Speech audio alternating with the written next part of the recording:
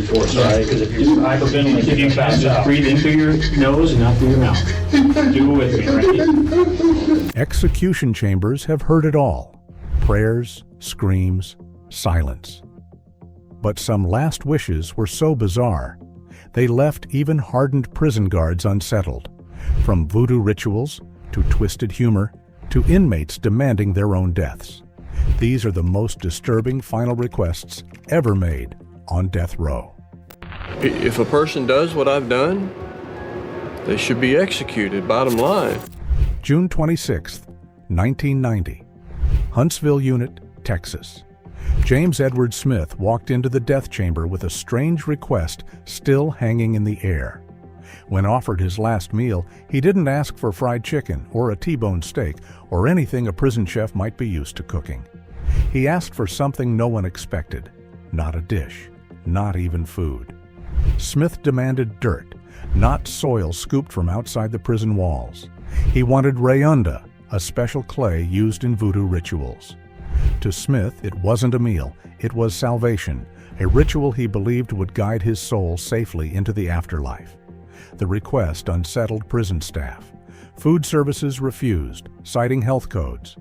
Instead, they substituted a single cup of plain yogurt.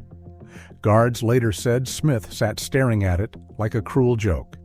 He took a few spoonfuls, but the ritual was ruined. His one hope for rebirth had been denied. Smith's crime was as chaotic as his final request. In 1983, he stormed into the Union National Life Insurance Company in Houston, armed with a pistol and a stocking over his face. He demanded money, but when an employee resisted, Smith shot him point-blank in front of horrified co-workers. As he fled, he fired randomly into an apartment complex before police tackled him to the ground. During the trial, his lawyers painted him as delusional, a man living in a haze of paranoia and occult beliefs. The jury didn't buy it. He was sentenced to die. Witnesses in the chamber said Smith remained restless, almost twitching, as the lethal injection began to flow. His chest rose and fell in shallow, desperate gasps. His eyes, once locked on the ceiling, drifted shut. The dirt ritual he believed would guide him to another life never came. He left the world empty-handed, denied the one bizarre request that mattered most to him. But while Smith begged for salvation, the next man laughed in death's face, and his final words became a punchline. December 24, 1982. Christmas Eve. Jimmy Glass and fellow inmate Jimmy Wingo escaped from a small Louisiana jail. With nothing but desperation and stolen pistols, they prowled the countryside searching for shelter. They found it in the home of Newton and Erlene Brown, a quiet couple preparing for Christmas with their 3 children. But what should have been a night of warmth turned into bloodshed. Glass and Wingo bound the Browns, gagged them, and forced them to lie face down. Each was shot execution style in the head. Their children awoke to find their parents dead on Christmas morning. Glass was arrested within days. At trial, he smiled constantly. Witnesses described him as flippant, cocky, and even entertained by the chaos he'd caused. When sentenced to die by electric chair, he only shrugged. For years, he appealed, arguing the chair was cruel and unusual. The Supreme Court disagreed. Louisiana prepared the oak chair. On June 12, 1987, Glass walked into the execution chamber. Strapped down, leather tightening across his chest, he leaned forward when asked for his final words. And instead of fear, he mocked the moment. "Yeah, I think I'd rather be fishing."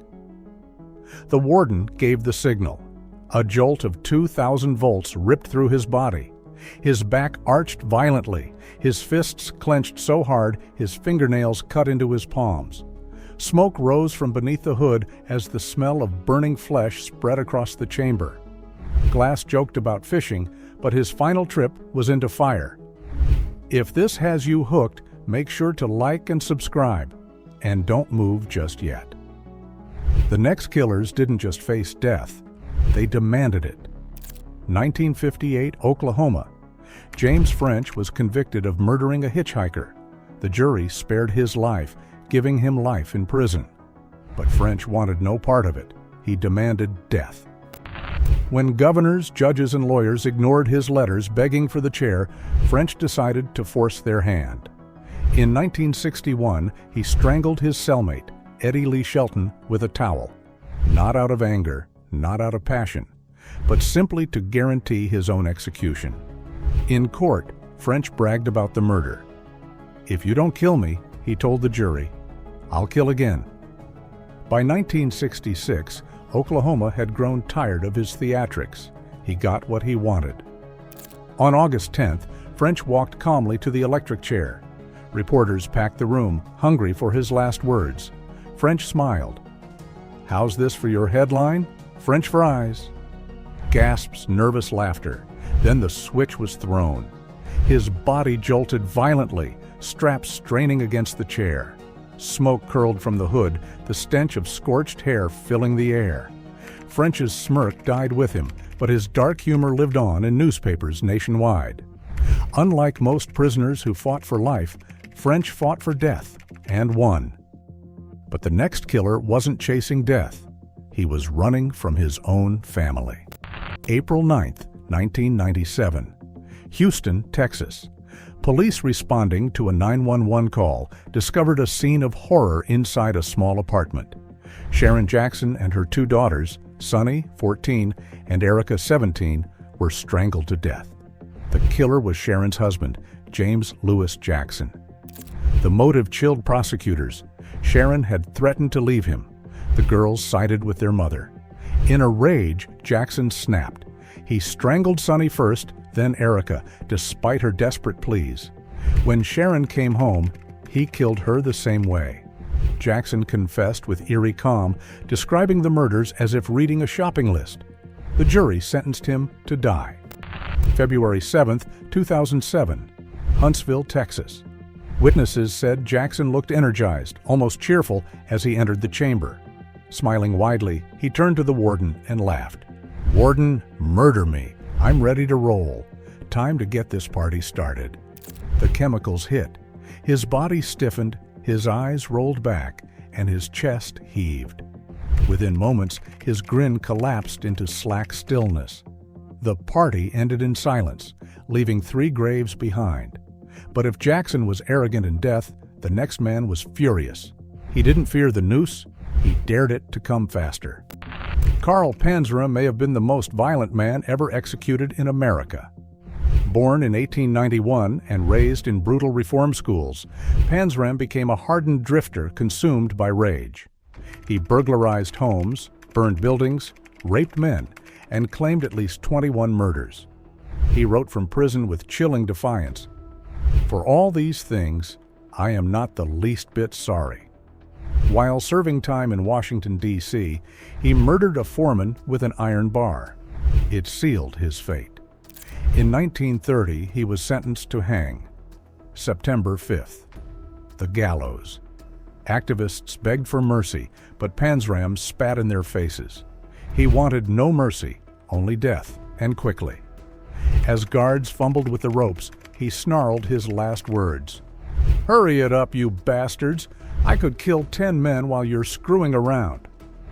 The trapdoor slammed open. The rope snapped tight.